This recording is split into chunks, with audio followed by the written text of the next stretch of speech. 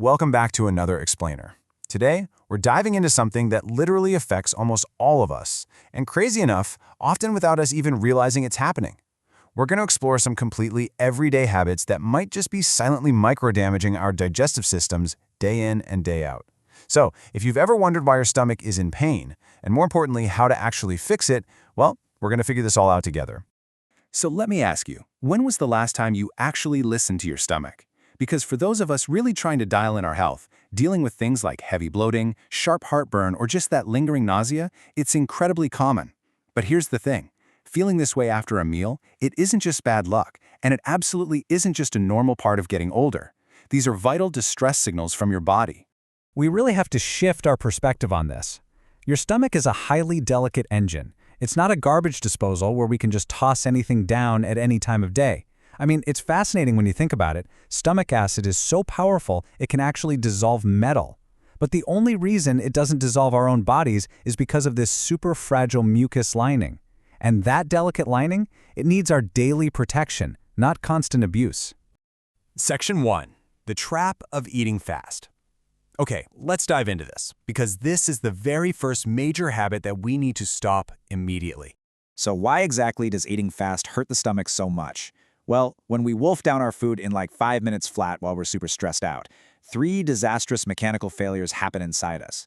First off, we end up swallowing a massive amount of excess air. Second, we totally skip the crucial saliva enzymes needed to actually pre-digest our food. And third, we're sending large, unchewed chunks straight down, essentially forcing the stomach to overwork and pump out way too much acid just to handle the job our teeth were supposed to do.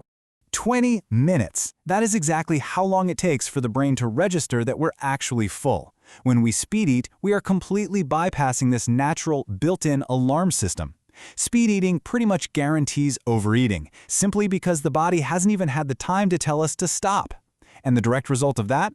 All that excess food just sits there in your gut, creating intense pressure and severe bloating. Section 2. The Danger of Late Meals. You see, our digestion is closely tied to a circadian clock, meaning our metabolism naturally slows down at night to prepare for sleep. And this is exactly why we need to avoid late meals. Imagine your stomach as a blender, right? It's constantly churning this powerful hydrochloric acid to break down your dinner. Well, right at the top of that blender is the lower esophageal sphincter, which is basically the stomach's valve. Think of this vital valve as the lid of your blender. Its one and only job is to stay tightly shut so that acid remains safely contained inside. And this brilliantly illustrates what happens next, because it all comes down to basic physics. When you're sitting upright, gravity acts as a seal. It helps keep that valve securely closed. But when we eat a heavy meal and immediately go lie down flat in bed, we entirely remove that gravity barrier. The acid easily leaks upwards, splashing right against the unlined esophagus, and that is exactly what causes that awful nighttime heartburn and totally ruins your sleep. But it goes way beyond just heartburn. Throwing a heavy meal into a digestive system that's actively trying to rest causes this massive chain reaction. It spikes your insulin levels, it actually suppresses your sleep hormone, melatonin, and it forces the body to produce unnecessary acid, so the food just ferments in there overnight. That leaves us waking up feeling completely groggy and, over time, literally destroying our delicate gut ecosystem. Section 3. Other threats to the stomach.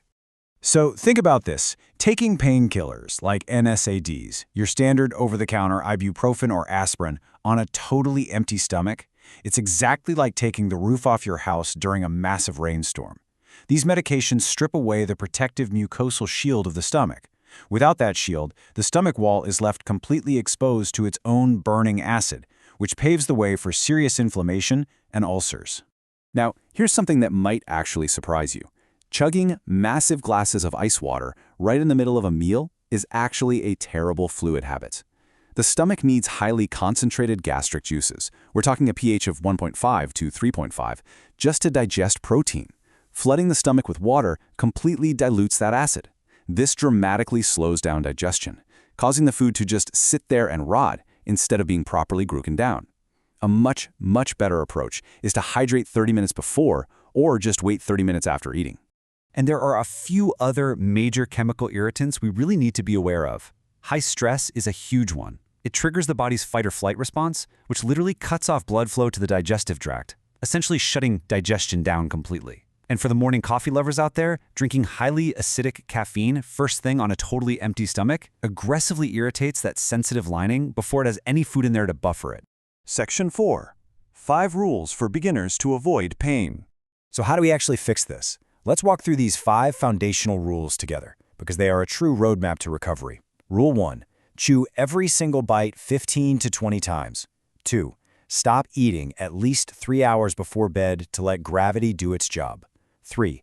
Hydrate strategically between your meals, not during them. 4. Never ever take painkillers on an empty stomach. And 5. Take deep breaths before you eat to manage that stress and enter your rest and digest mode. Implementing these simple lifestyle changes is vastly superior to any expensive miracle detox you'll find online.